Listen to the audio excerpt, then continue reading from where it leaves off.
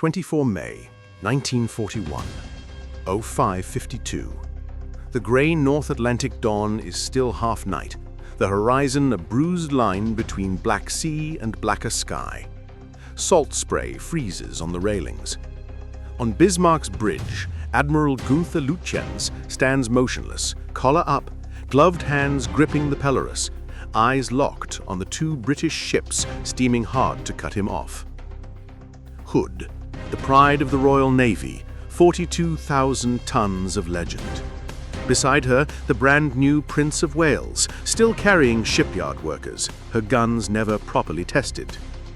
To the German lookouts, she looks invincible. To the young gunners below, hearts hammering in their throats, she looks like the final boss of the war. Captain Ernst Lindemann gives the order, voice calm, almost bored. Permission to open fire. The world ends in thunder. 8 38-centimeter guns fire as one. The recoil slams the 50,000-ton ship backward through the water like a living thing. Orange fireballs bloom from the turrets Anton, Bruno, Caesar, Dora. 4 shells arc across 6 miles of freezing ocean and straddle Hood perfectly. One of them punches straight through the thin deck armor over her after magazines. You know the moment before it happens. Everyone who has ever watched the grainy footage knows. There is a tiny flicker amidships. Then the entire battlecruiser simply disappears inside a pillar of flame taller than a mountain. A roar that arrives seconds later, deep, primal, the sound of 1,415 men being erased in the blink of an eye. On Bismarck's fire control platform, Baron von Mullenheim-Reckberg, gunnery officer, lowers his binoculars in stunned silence. Then someone starts cheering. Then the whole ship is screaming, laughing, crying. Sailors are hugging each other, helmets flying in the air. The mighty Hood, the unsinkable symbol of British sea power, gone in 3 minutes. Only 3 survivors will ever be pulled from the water. Lindemann turns to Lütjens, eyes shining. Herr Admiral, she's blowing up. Lütjens does not smile. He simply nods once, already looking past the burning wreck. Because Prince of Wales is still firing. Her 4th salvo finds Bismarck. One 14-inch shell smashes into the port side below the waterline, flooding a boiler room and a generator room. Another tears through the forecastle and bursts inside a seaman's mess, killing men still cheering. Worst of all, a 3rd shell punches into an oil bunker, contaminating hundreds of tons of precious fuel and leaving a long telltale slick behind the ship. Bismarck shudders, takes on a slight list, but keeps steaming at 28 knots. The British break off, Prince of Wales trailing smoke, her raw crew shaken to the core. On Bismarck's bridge, the mood is electric. They have done the impossible. They have killed the uncatchable lion with a single bite. Germany rules the Atlantic this morning. The Tommies will think twice now before daring the open sea. Lütjens orders Prince Eugen to detach and continue the commerce raid alone. Bismarck will make for Saint-Nazaire or Brest for repairs. Just a few days, patch the holes, clean the fuel, and she will be back, unstoppable. The crew sings as they clear the action stations. Some swear they can still see Hood's funeral pyre on the horizon hours later. None of them notice the Catalina flying boat far above the clouds, circling, watching the oil slick that stretches for miles like a black arrow pointing straight at them. The hunters are already becoming the hunted. And somewhere in Scapa Flow, Winston Churchill slams his fist on the table and growls the words that will echo across every Royal Navy radio room on Earth. Sink the Bismarck. 26 May, 1941, 1914 hours.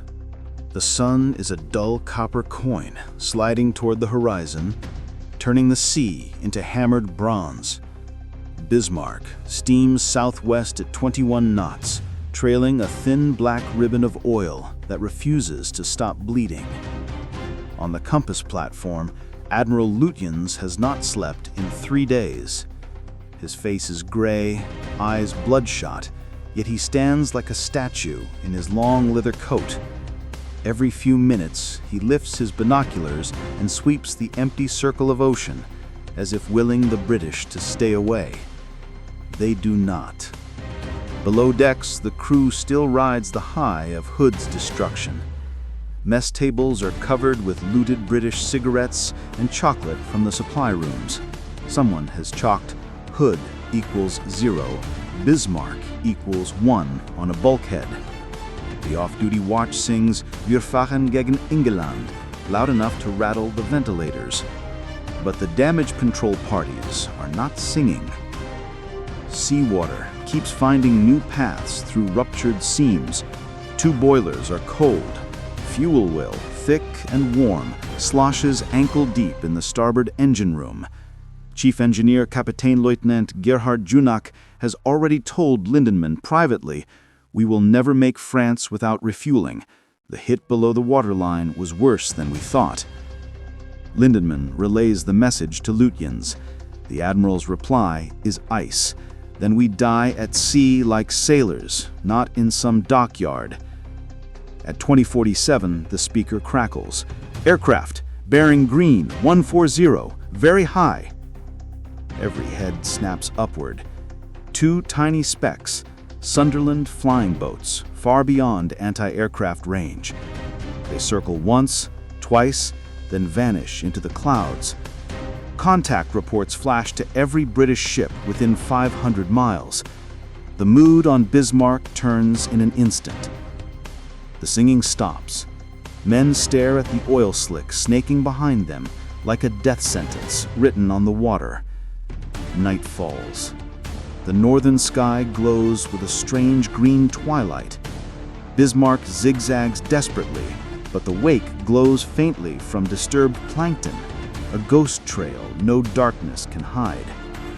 In the small hours of the 26th, Captain Lindenman gathers his officers on the Admiral's bridge. His voice is hoarse from shouting over machinery. "Gentlemen, tomorrow they will come with everything. Carriers, battleships, the whole damn home fleet. We have one task left. Sell the ship as dearly as possible. No one is to be taken alive if we can help it." No one argues. Then, just before dawn, the radar operator's voice cracks across the bridge like a gunshot. "Large aircraft echoes, bearing 270, they're closing fast." Lutyens closes his eyes for the first time in days. He knows what is coming. 15 obsolete, fabric-covered Fairey Swordfish are already clawing their way through the black sky from the deck of HMS Royal, flying straight into a full Atlantic gale. The Germans have no idea yet that the most humiliating moment of their naval war is only minutes away. 26 May 1941, 2040 hours. The flight deck of Royal is pitching 40 feet with every swell. Rain lashes sideways. Wind screams across the deck at 50 knots, ripping spray off the wavetops and hurling it like birdshot against anything in its path. In the ready room below, 15 Swordfish crews pull on oil-stained exposure suits and swallow benzodrine tablets with mugs of cocoa laced with naval rum. Their planes, nicknamed string bags for the maze of rigging wires that hold the fabric wings together, look like museum pieces from the last war. Top speed, 120 knots with a following wind. Armament, 1 forward Vickers and 1 rear Lewis gun, plus a single 18-inch torpedo slung underneath like a steel coffin. Lieutenant Commander Eugene Esmond, leading the strike, jokes grimly, "If the Jerrys don't die laughing, the torpedo just might finish the job." At 2047, the first Swordfish is catapulted into the black. The carrier's bow drops into a trough just as the wheels leave the deck. The biplane falls 30 feet before the pilot hauls it up by brute force and prayer. One by one, the others follow. Engines coughing in the soaked air, navigation lights winking out the moment they clear the deck. Inside Bismarck's fire control center, Baron von Müllenheim-Rechberg picks them up first on the FUMO-23 radar. Slow, low, almost stationary blips against the sea clutter. He laughs out loud and calls over the intercom. Aircraft approaching, looks like biplanes. They must be mad. Laughter ripples through the gun crews. Someone keys the ship-wide circuit and plays a mocking fanfare on a mouth organ. Sailors crowd the railings, pointing and jeering at the ridiculous relics limping toward them through the storm. At 21:05, the first subflight of Swordfish breaks cloud at 800 feet, wings flexing like wet cardboard. Searchlights stab upward, pinning them in cones of white. Every light anti-aircraft gun on Bismarck opens at once. 105mm, 37mm, 20mm, even the quadruple 20mm flak Vierling that can spit 1,800 rounds a minute. The sky becomes a lattice of red and green tracers. The string bags fly straight through it. Wings tear, fabric strips away in ribbons, yet they keep coming. One pilot, Sub-Lieutenant John Moffat, later remembers thinking only, "Keep her steady, keep her steady, just another few seconds."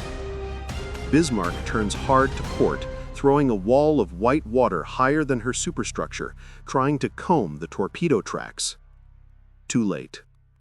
At 21:25, in the middle of the chaos, one torpedo, dropped by Moffat's observer leading airman Dusty Miller, broaches, porpoises once, then runs straight and true.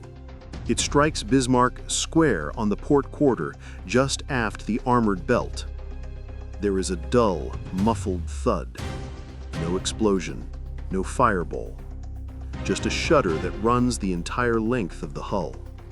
On the compass platform, Lugens frowns. A dud? Then the reports start screaming in. Rudder room flooded. Both port and starboard rudders jammed 15 degrees to left. Steering engine destroyed. "We cannot steer, Herr Admiral. We cannot steer." In that single instant, the most powerful battleship in the world becomes a 50,000-ton rudderless raft, condemned to steam in slow, helpless circles at the mercy of the Atlantic. The laughter on Bismarck dies as if someone cut every throat at once. And far above the carnage, the surviving Swordfish turn for home. 8 of the 15 trailing smoke or missing chunks of wing, yet every crewman grinning like madmen, because they have just done the impossible.